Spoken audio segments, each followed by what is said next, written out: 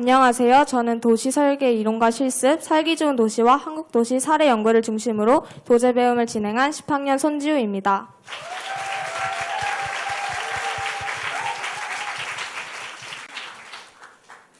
목차는 다음과 같습니다. 먼저 제가 이 주제를 선정한 이유는 저는 중학교 때부터 건축과 설계에 관심이 많았습니다. 그래서 작년에 미니 도제 배움으로 공간혁신 디자인 연구와 실습을 주제로 연구를 진행하면서 이런 자습실을 설계하였는데요. 이렇게 저는 어떤 한 공간을 설계하는 것에 관심이 생겼습니다. 그러다가 그 설계와 관심이 좀 도시공학 또 도시설계 쪽으로 확장되었습니다. 또한 우리 도시가 어떻게 하면 더 살기 좋은 도시가 될 수 있을까 하는 궁금증이 생겨서 이번 도제 배움 주제를 선정했습니다. 그렇다면 도시설계란 무엇일까요?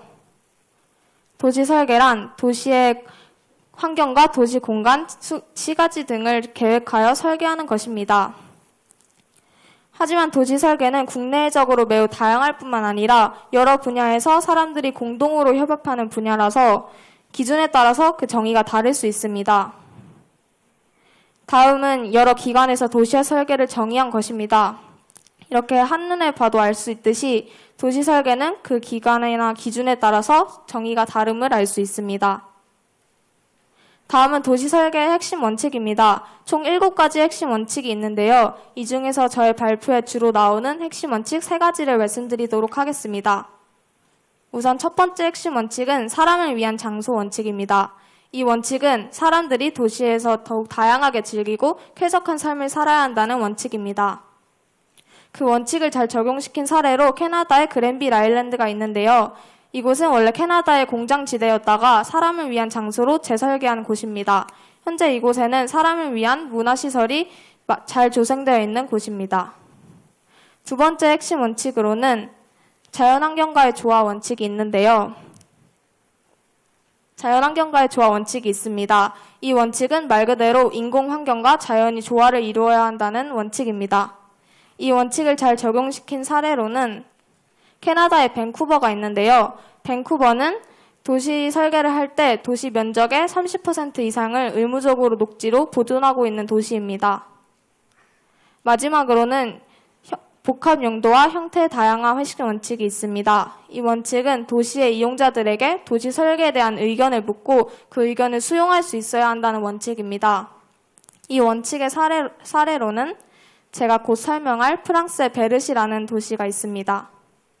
저는 이 핵심 원칙들을 바탕으로 도시 설계의 살기 좋은 도시들을 분석해보았고 그중 한 가지 사례를 말씀드리도록 하겠습니다. 아까 살짝 스포를 했지만 제가 설명할 도시는 바로 프랑스의 베르시입니다. 프랑스의 베르시는 이곳 프랑스 북부에 위치해 있는 도시인데요. 이 베르시는 원래 이런 와인 저장 창고였습니다.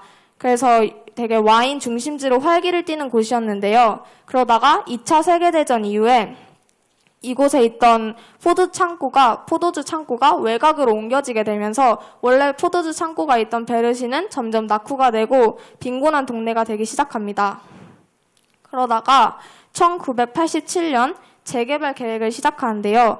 이때 베르시 설계에 대한 기본 계획을 세우고 사람들에게 공청회를 열어서 설계에 대한 의견을 받고 또 수용하는 그런 설계를 합니다. 그래서 아까 말했던 복합 용도와 형태의 다양한 원칙을 잘 적용했다고 보실 수 있습니다. 또 이때 와인 창고를 재사용하는 방안을 채택을 하는데요. 그래서 이 베르시는 기존의 건물들을 철거하는 것이 아니라 이 건물들과 새로운 조화를 이룰 수 있는 건물들을 설계합니다. 그래서 이곳 베르시는 프랑스의 관광 명소가 되어 있는데요. 이곳 안에는 베르시 공원, 베르시 빌라주 등 사람들을 위한 장소가 잘 조성되어 있습니다. 특히 이 베르시 빌라주의 건물은 아까 말씀드렸던 와인 창고를 모티브로 한 건물입니다. 그래서 저는 이 살기 좋은 도시들을 바탕으로 살기 좋은 도시의 특징들을 정리해 보았는데요. 우선 살기 좋은 도시는 자연환경과의 조화가 뛰어납니다. 또 그 장소의 특징은 살리고 문제점은 보완하며 시민들과 협력하여 설계를 한다는 특징이 있습니다. 다음은 한국 도시 사례 분석인데요. 제가 설명드릴 한국 도시는 분당 신도시입니다. 분당 신도시는 도시 설계 핵심 원칙, 특히 자연환경과의 조화 원칙을 잘 적용했다고 볼 수 있는 도시입니다. 분당 신도시는 1989년 신도시 개발 계획이 시작되고 발표되고 개발되기 시작한 곳인데요. 이곳 분당 신도시는 이렇게 중앙에 중앙공원을 배치하였습니다. 그래서 이 중앙공원은 전통 조경 양식을 도입하여서 전통적인 한국형 공원과 또 현대적인 편의성을 함께 누릴 수 있도록 조성하였습니다. 또 이런 녹지축을 연결하여서 이 중앙공원과 청계산, 볼곡산이 서로 녹지와 녹지로 연결될 수 있게 하였습니다.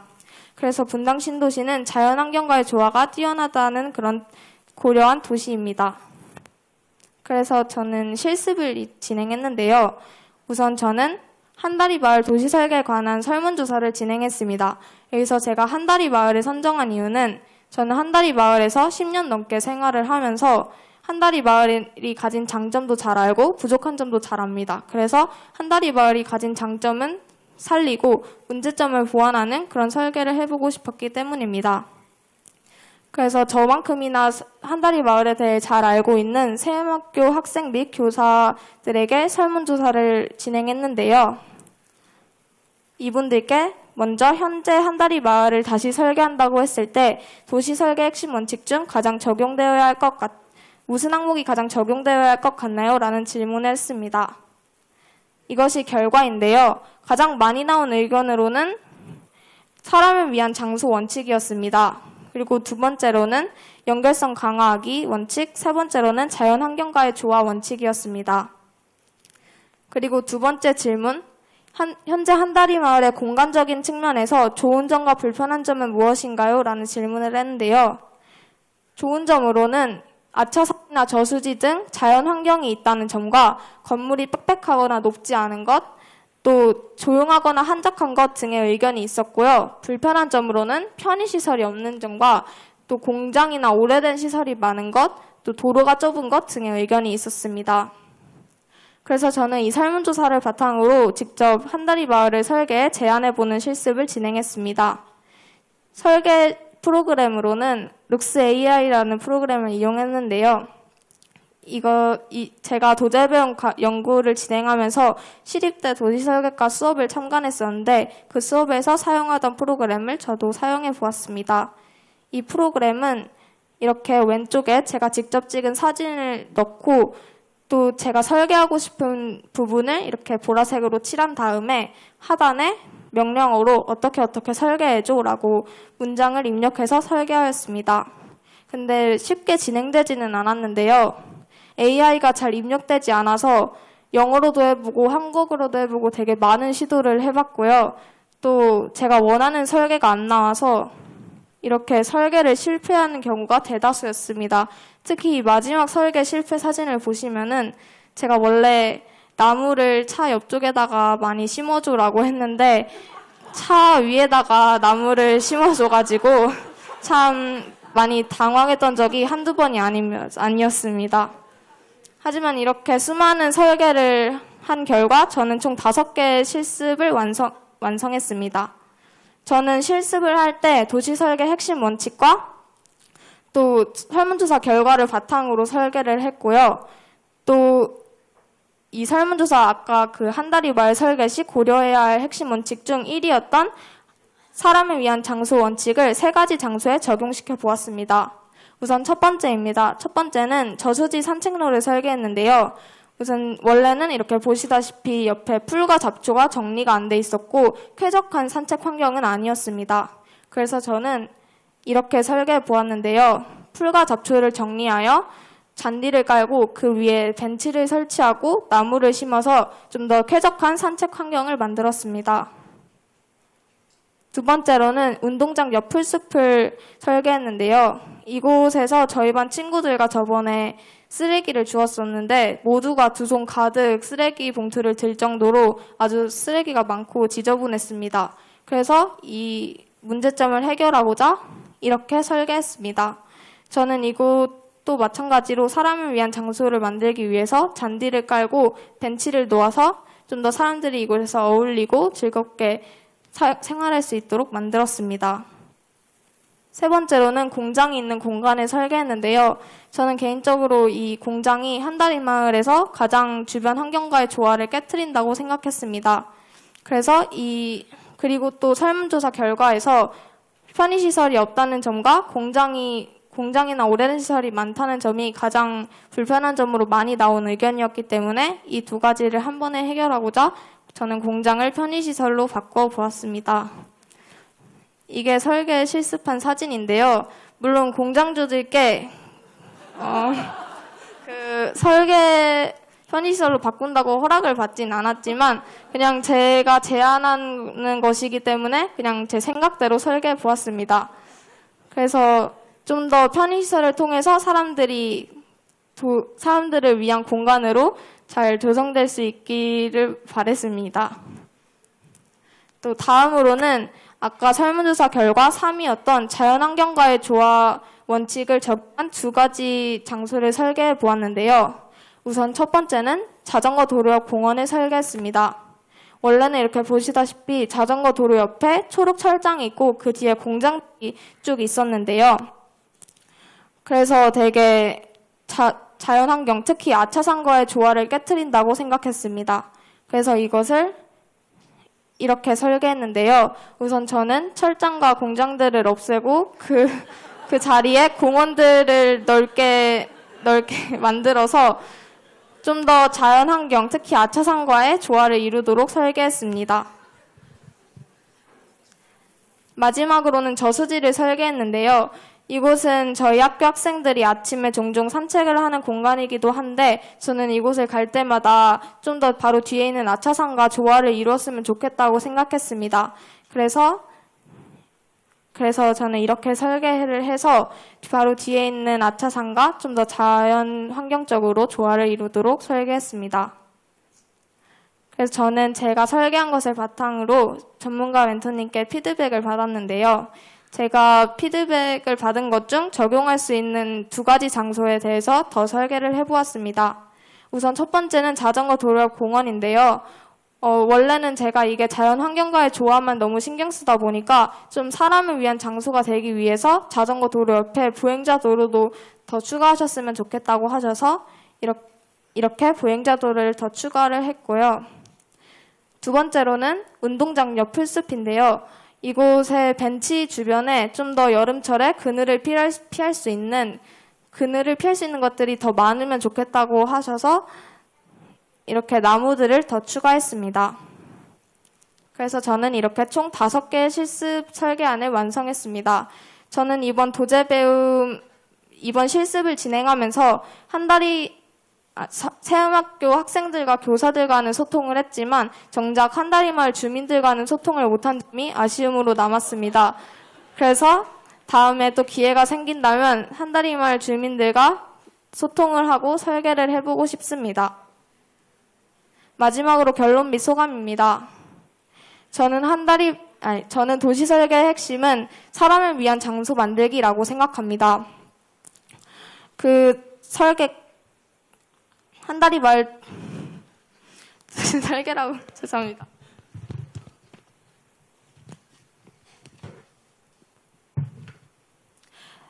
저는 도시 설계의 핵심 중 가장 중요한 것은 사람을 위한 장소 만들기라고 생각합니다. 또한 그 안에 살아가고 있는 지역 주민들에 대한 이해와 소통 또한 중요하다고 생각합니다. 또 지역 주민들도 자신이 사는 주거 환경과 공간을 사랑하고 아끼는 마음이 필요합니다. 하지만 요즘 도시 사람들은 어떤가요? 자신의 주거 환경을 단순히 투기와 집값 상승의 목적으로만 보고 있는 건 아닐까요? 저는 이런 부분에서 안타까움을 느꼈습니다.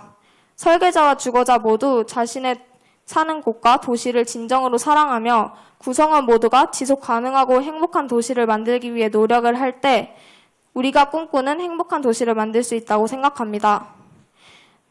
저는 이 연구를 준비하면서 제가 한다리마을을 정말 사랑하구나를 느꼈습니다.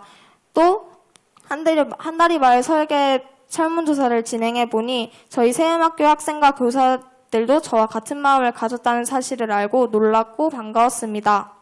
앞으로도 한다리 마을과 자연환경을 사랑하는 마음을 잃지 않고 이것을 설계의 자세가 되어 많은 공간들을 사람을 위한 장소로 만들 수 있기를 기대하며 제 발표를 마치겠습니다. 감사합니다.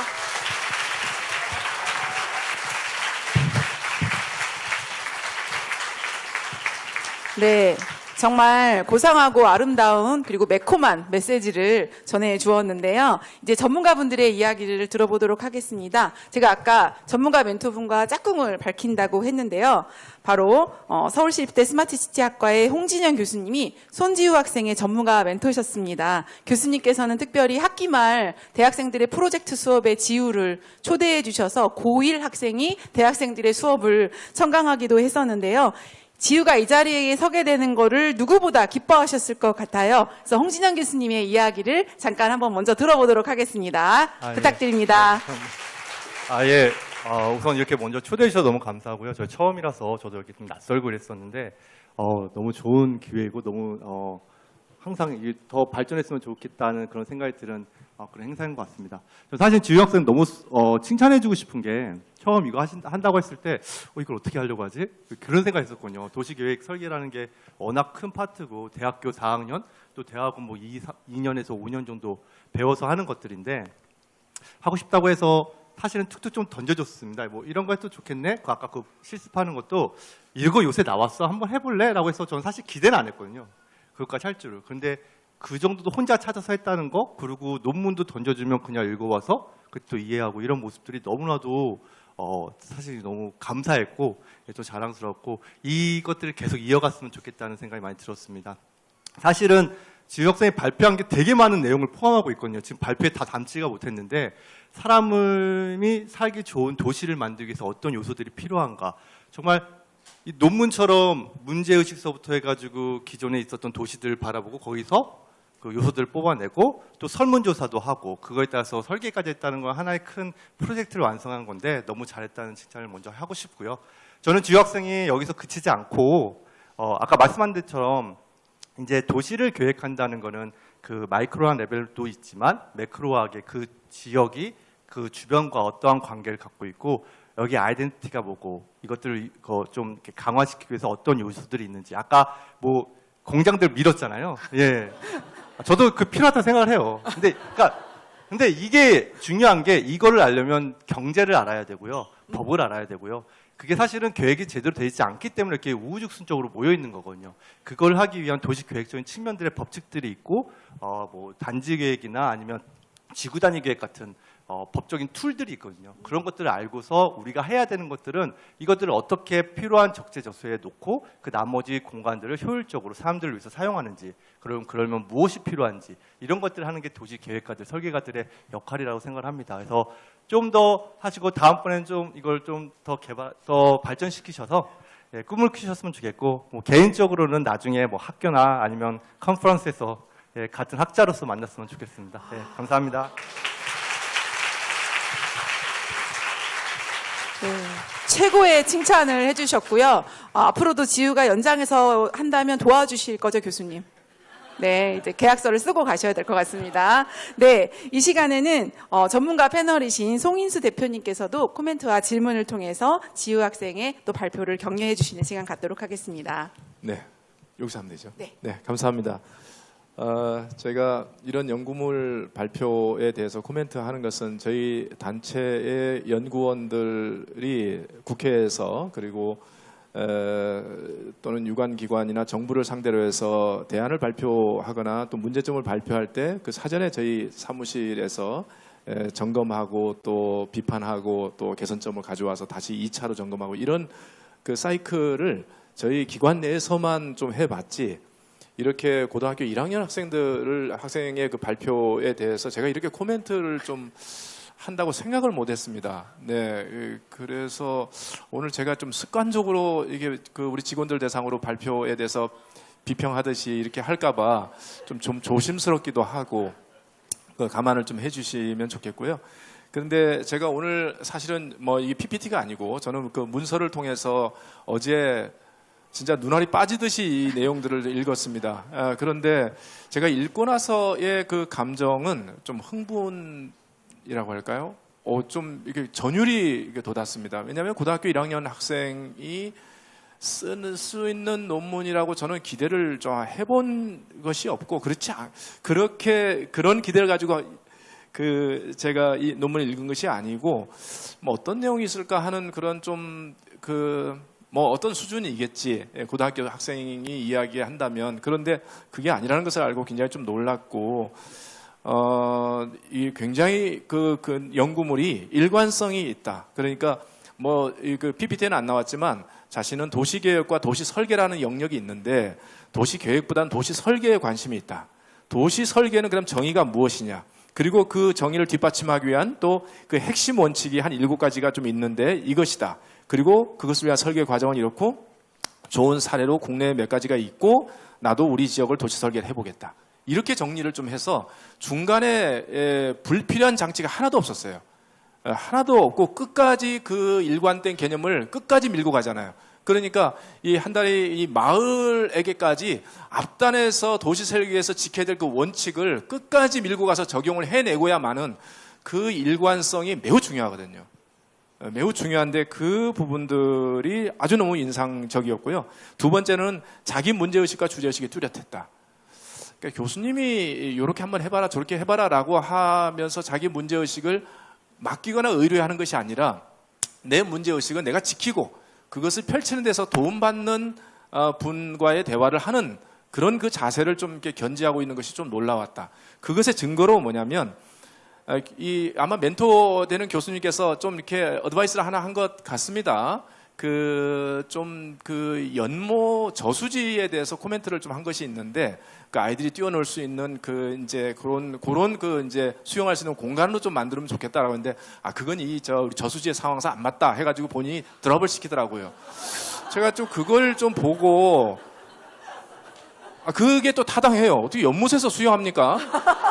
그럴 수는 없잖아요. 그러니까 저건 말이 안 맞다. 그러니까 권위 있는 누군가가 그 제안을 한 것을 무조건 받는 것이 아니고 내가 판단해서 안 맞으면 내가 옳은 거야 라고 하고 이 논문은 내가 책임지는 거야.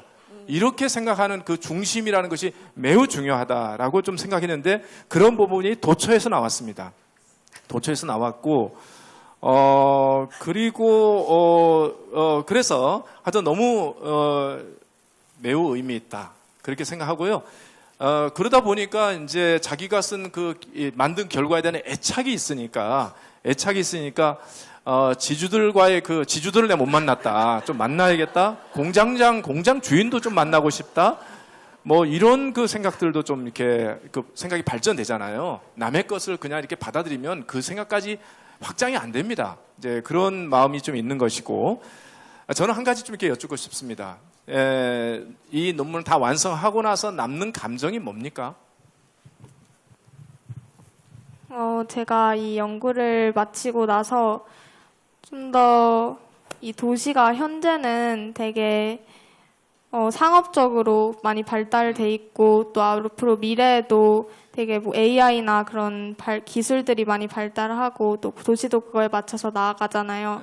근데 그런 도시들의 핵심에 중심에 과연 사람이 있을까라는 생각을 하게 되면서 좀 더 도시의 초점을 사람을 위한 장소에 맞추고 또 그거에 대해서 더 연구를 해야 된다라고 생각을 하게 되면서 좀 더 우리 도시가 사람이 살기 좋고 또 편안하고 또 단지 돈으로만 보는 것이 아니라 사람들이 진짜 원하고 행복하게 살 수 있는 도시를 만들어야 되겠다라는 생각을 하게 됐습니다. 네, 그래요. 좀 추상적인데 뭐 내용이 있죠. 알맹이가 좀 있는데 저는 이제 좀 감정을 좀 물어봤거든요. 우리 뒤에 있는 학생한테도 좀 질문을 하겠지만 논문을 다 쓰고 났을 때 남는 감정이 중요하거든요. 좀 후련함인지 아쉬움인지 생각이 복잡해지는 것인지 어떤 감정이 남느냐가 이 논문을 쓰게 된 그 동기하고도 관계가 좀 있고 이 과정을 어떻게 거쳤느냐 하는 것과 연결이 되기 때문에 뭐 시간이 없어서 충분히 그 감정을 좀 설명해 내기 위해서 제가 이야기를 좀 끌어내고 빌드업하는 것들은 제가 생략을 할 텐데 본인이 그 생각을 좀 하셔서 하여튼 뭐 끝나고 나서 좀 전 이야기 좀 나누고 싶습니다. 일단 그런 것이 있고요. 그 다음에 그 마지막 마지막 부분이죠, 거의. 그런데 이제 제가 이제 논문을 좀 보면서 논문 주제가 이렇습니다. 연구 주제가 도시 설계 이론과 실습, 살기 좋은 도시와 한국 도시의 사례 연구. 이렇게 부제가 살기 좋은 도시와 한국 도시의 사례 연구 이렇게 좀 이야기를 좀 하고, 그래서 실제로 아닌 게 아니라 그 도시 설계가 무엇이고, 그리고 핵심 원칙은 무엇이고, 그 다음에 이제 설계 과정은 이렇고, 국내의 사례는 이렇고, 그 사례 중에서 핵심 원칙이 여기에 이렇게 좀 반영이 되어 있고, 여기까지 되면서 그 뒷부분에 나오는 그 이제 한다리 마을인가요? 거기를 실습의 어떤 차원에서 이야기를 하더라고요. 근데 저 개인적으로 아마 여러분도 그러실 텐데, 이 발표에서 가장 핵심적이고 우리 마음을 움직였던 부분은 뒷부분이에요. 그 뒷부분을 위해서 앞의 과정을 빌드업한 거예요. 그러니까 한다리 마을인가요? 예, 그 마을을 쾌적한 도시 공동체로 내가 도시 계획을 세우기 위해서 그러려고 하면 여기에 핵심 원칙이 무엇이어야 되는지에 대해서 내가 알아봐야겠다. 그리고 도시 설계라는 게 도대체 무엇인지에 대해서 기본적인 관점을 가져야겠다. 그리고 이와 관련된 좋은 사례들을 보고 그 속에 그 도시들은 어떤 핵심 가치들을 원칙들을 반영했다. 그러니 나도 우리 동네의 도시 설계를 할 때 이 원칙을 지켜서 진행해야지. 방점이 뒤에 있거든요. 저 개인적으로는. 청중들도 그 마음을 읽었을 것이고요. 그렇다면 그런데 제목은 그렇게 되어 있지 않습니다. 제목에서는 뭐라고 할까요? 도시 설계 이론과 실습, 살기 좋은 도시와 한국 도시 사례 연구 이렇게 되어 있으니까 내가 피땀 흘려가지고 연구한 그 실습 과정은 짜배기예요. 그냥 뭐라고 할까? 그냥 나도 한번 해봤어. 그냥 부록이에요. 근데 부록이 아니거든요. 실제로는 그분이 핵심입니다. 그걸 위해서 앞단의 모든 과정들을, 이론적 과정들을 빌드업한 거고, 그리고 교수님을 만나서 좀 이렇게 조언을 받은 거예요. 그래서 저는 이 제목과 그 연구 주제와 그 다음에 이 실제 내용에 일치가 있어야 된다. 그렇지 않으면 읽을 때 사람들이 엉뚱한 상상을 하다가 나중에 결론을 보고 좀 착시 현상이 있을 수 있기 때문에 저는 제일 적합한 제 나름대로 제목을 뽑아봤어요. 뽑아보니까 이렇습니다. 도시 설계의 7가지 원칙에 따른 한다리 마을의 도시 설계. 이렇게 하면 맞잖아요. 그죠? 네, 맞습니다. 맞잖아요. 네. 한다리 마을에 방점이 있는 거고, 그것을 위해서 7가지 도시 설계 원칙을 내가 끌어들이겠다라고 하는 그 의지가 있는 거잖아요. 그래서 통합이 되는 거고, 그리고 해외에 있는 괜찮은 살기 좋은 도시도 그래서 내가 필요로 하는 거다. 이렇게 설득이 되는 거란 말이에요. 그러니까 제목이 중요해요. 제목이 절반이에요.